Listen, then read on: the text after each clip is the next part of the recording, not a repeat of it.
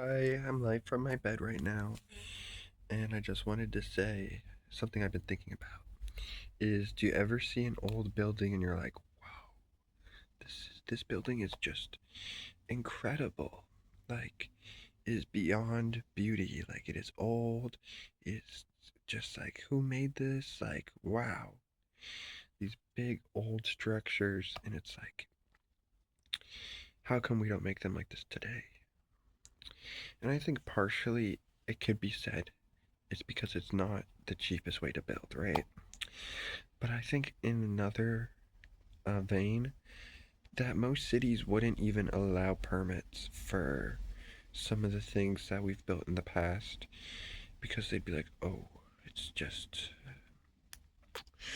I don't know, they don't seem safe.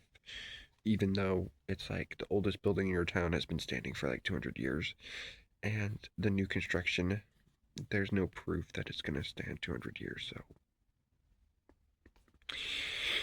And I don't know, I feel like for a lot of American society, like you'll read it mostly referenced in like emancipated literature.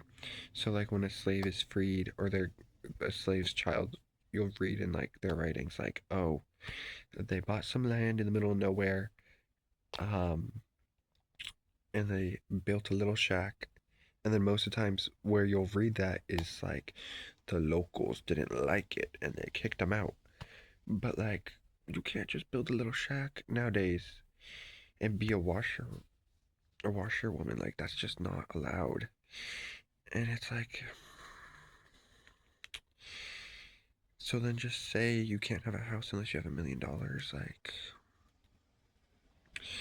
I don't know.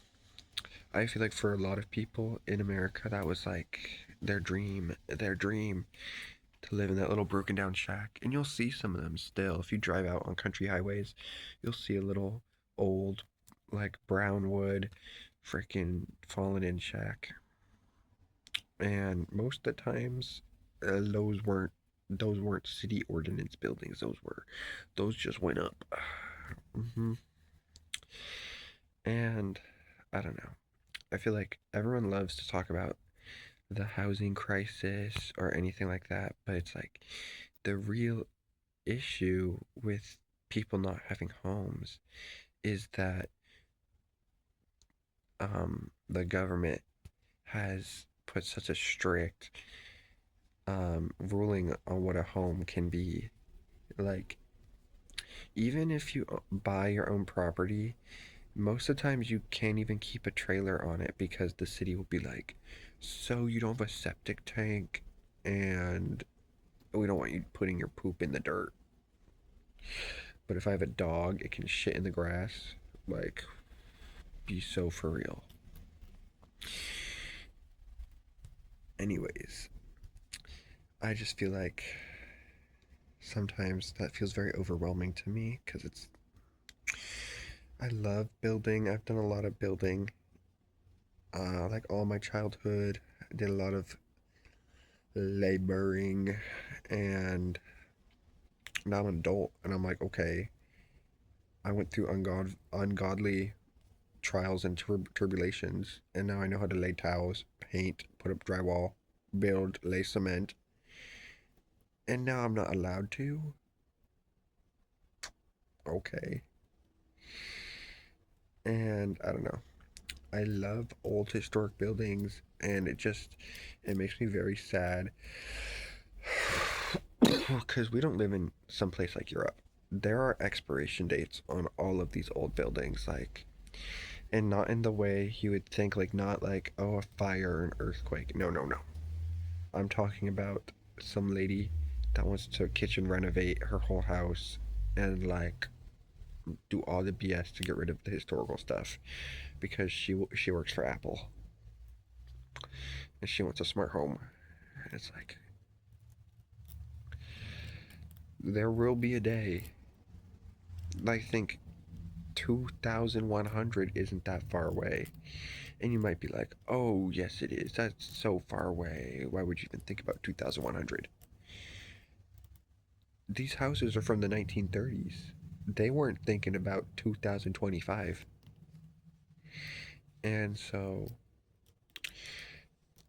2100, what are the homes going to look like? Are they going to be sweet and American and just like cutie cottage, or is it going to be like Tesla robot freaking farm core, like just white marble walls, just smooth, no filigree, no cherub, no cement lion, no circle window, and no port, not one sconce. There will be a day in America where there's not one sconce left. And I feel like I'm watching it all in front of me, and I'm like, someone stop her. Bring back classical appreciation. But I do live in a really historic neighborhood, so that's a plus pro. And I'm in my bed.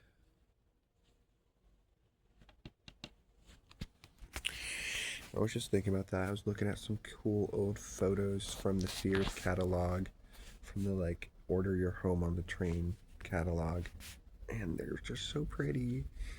I'm like, oh, I wish I could order a home in a magazine. Dreamy. Like, I know people who have $100,000, $200,000 saved, and they can't even buy a house. And it's like, because they were telling me like, okay, if you put all your money into a down payment, then you don't have any money to like live in the house. And I was going, oh my god, I'm over here at the $5,000 mark, being like, oh yeah, you just need 100,000. No,